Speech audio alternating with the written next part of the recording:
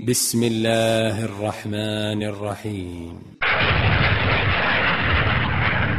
سابقوا إلى مغفرة من ربكم وجنة عرضها كعرض السماء والأرض أعدت للذين آمنوا بالله ورسله ذلك فضل الله يؤتيه من يشاء.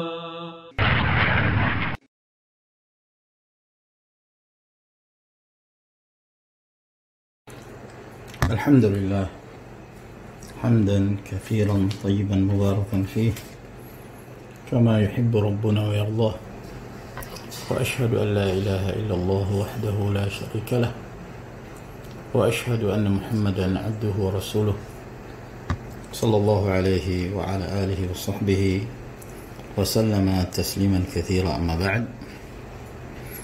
Berkata penulis kitab Al-Muyassar fi Ilmi Nahwi, tafasilu jamak dari tafsil. Tafasilu al-asma, isim-isim allati yang la tansarif, yang tidak bertanwin. Pembahasan tentang isim ini yang disebut al-ismul ladzi la yansarif itu sudah kita terangkan sebelumnya secara ringkas, dan ia juga disebut mamnu minas sarfi, tercegah dari tanwin. Jadi dia disebut al-ismul ladzi la yansarif, dia juga bisa disebut mamnu' minas sarfi. Sebagaimana yang kita terangkan bahwa isim ini adalah isim yang tidak bisa ditanwin pada akhirnya, dan tanda i'rabnya kalau dia marfu maka dia tanda marfu'nya adalah dhammah, tanda mansubnya adalah fathah, dan tanda majrurnya adalah fathah. Nah, sebab-sebab yang menjadikan sebuah isim menjadi isim la yansarif itu banyak. Ada 12 sebab.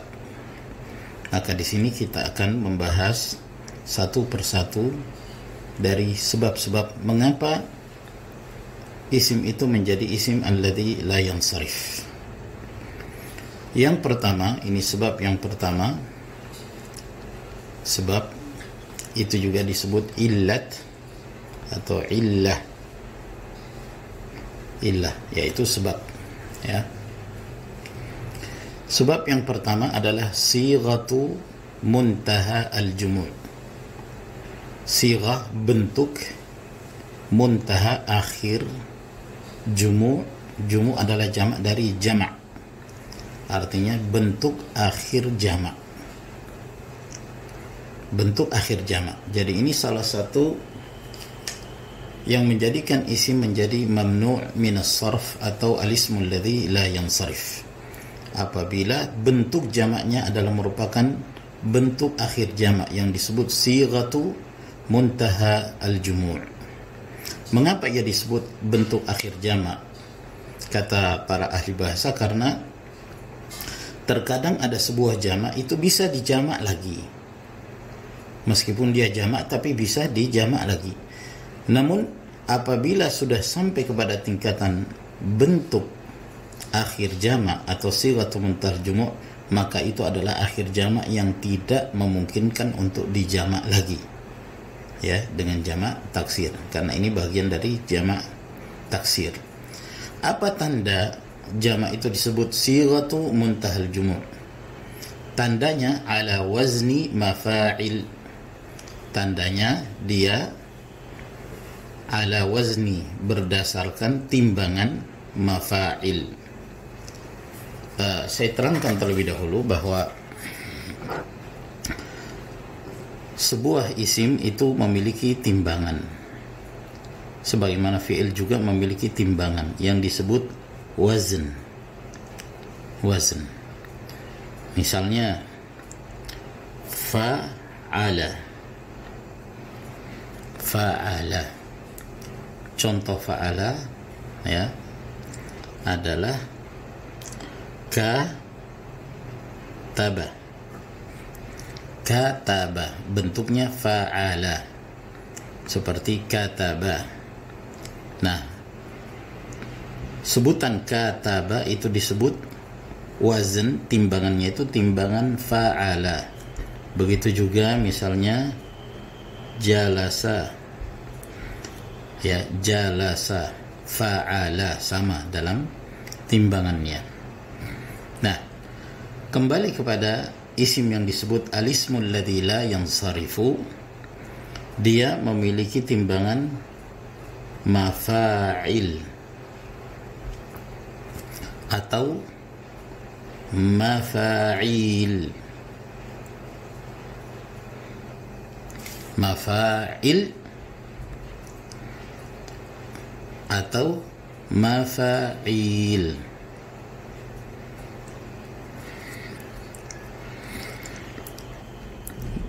Apa tanda dari isim alladzi la yansarif yang bentuknya sighatu muntahal jumu' ini? Tandanya, pertama, awalnya di kasrah, di fathah, afwan. Awalnya di fathah nih. Di fathah. Kemudian tanda yang kedua, huruf ketiga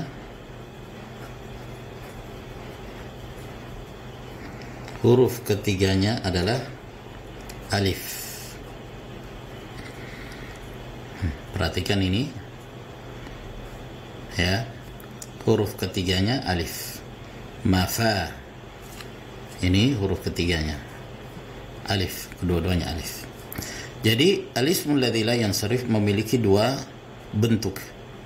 Yang pertama mafa'il, yang kedua mafa'il. Perbedaannya di sini ada tambahan ya, mafa'ilu. Ya. Awalnya di fathah, huruf ketiganya alif. Kemudian tanda ketiga bahwa setelah alif terdapat dua huruf atau tiga huruf. Setelah alif terdapat dua atau tiga huruf. Nih, perhatikan, dua huruf dan tiga huruf. Syarat keempat yang bentuknya mafa'il dan mafa'il, bahwa huruf pertama setelah alif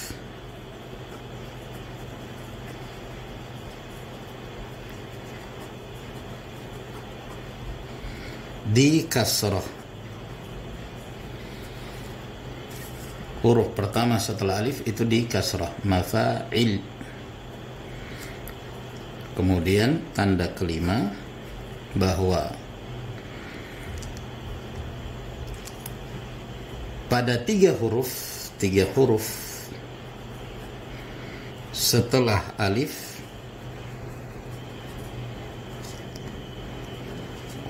huruf yang kedua ya yang bersukun.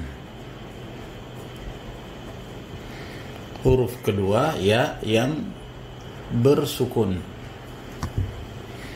Jadi ini tanda-tanda untuk mengetahui bentuk atau wazn sighatu muntal jumu' itu termasuk dalam wazn mafa'il dan mafa'il. Contoh misal yang bentuknya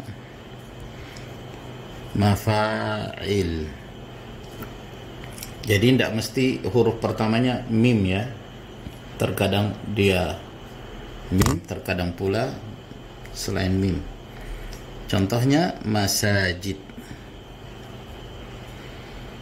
Jamak dari masjidun, masajid. Perhatikan ya. pada awal huruf di fathah, kemudian huruf yang ketiga alif, kemudian setelah alif terdapat 2 atau 3 huruf, di sini 2 huruf, dan huruf pertama setelah alif di kasrah, masajid. Dan apabila 3 huruf, ini nanti akan kita sebutkan contohnya. Contoh yang lain, darahim, darahimu, jamak dari dirham, yaitu uang dirham. Ini contoh dari bentuk mafa'il.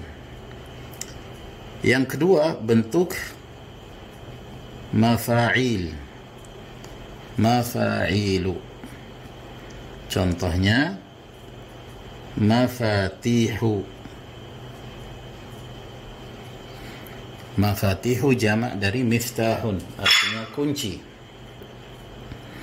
Perhatikan, awalnya di fathah, kemudian huruf ketiga alif, kemudian setelah alif di kasrah, dan setelah kasrah terdapat ya yang bersukun.